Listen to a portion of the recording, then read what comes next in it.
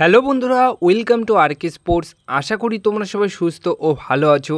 তো এই ভিডিওতে কিছু গুরুত্বপূর্ণ আপডেট শেয়ার করা রয়েছে।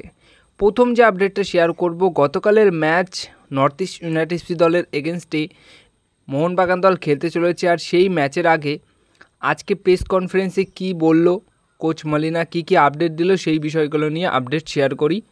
তো প্রথমে তিনি ম্যাচ সম্বন্ধে যে বিষয়টা বলেছেন সেটা হচ্ছে, নর্থ ইস্ট ইউনাইটেড এফসি দল যথেষ্ট ভালো দল। তারা ডুরান্ড কাপে যেভাবে ভালো পারফরমেন্স করেছে, আমাদের বিরুদ্ধে তারা ফাইনাল ম্যাচ জিতেছিল, তো তারা এই বছর যথেষ্ট ভালো দল।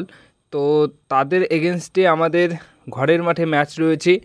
দল খুব ভালোভাবে প্রিপারেশন নিয়েছে, যেরকম পরিকল্পনা তাদের জন্য করে রেখেছি সেই অনুযায়ী দল আশা করি খেললে বা আমার প্লেয়াররা যদি সব কিছু ঠিকঠাক বুঝে শুনে খেলতে পারে, তাহলে অবশ্যই আমরা এই ম্যাচ থেকেই পুরো 3টে পয়েন্ট পেতে পারি আইএসএলের জন্য। এবং এটা প্রথম ম্যাচ হতে পারে যেখানে 3টে পয়েন্ট পেতে পারি এবং জয় ছিনিয়ে নিতে পারি, এইরকমই একটা কথা বলেন মলিনা। তো তাকে আরেকটা গুরুত্বপূর্ণ প্রশ্ন করা হয়েছিল, সেটা হচ্ছে আনোয়ার আলীকে নিয়ে কি বলবেন। তো তিনি এক কথায় বলে দেন যে আনোয়ার আলী আমাদের প্লেয়ার নয়, আনোয়ার আলীকে নিয়ে আমার কোনো পরিকল্পনা ছিলই না আর এখনও নেই, এরকমই একটা কথা বলেন কোচ মলিনা। এর পাশাপাশি বন্ধুরা তিনি বেশ কিছু আপডেটস দেন, যেরকম অ্যালবাতো রদ্রিগেজ তিনি তার চোটের কারণে এই ম্যাচে খেলতে পারবে না, সেটার পুরো কনফার্মেশন বা কনফার্ম করে দেয় কোচ মলিনা।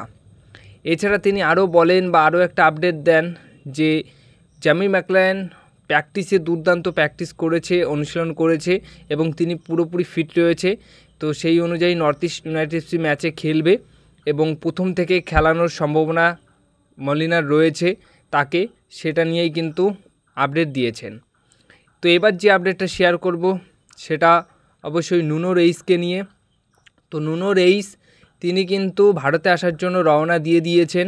হ্যাঁ, আজকে রাতের মধ্যেই মানে মধ্যরাত্রিতে তিনি পৌঁছে যাবেন এমনটাই খবর রয়েছে।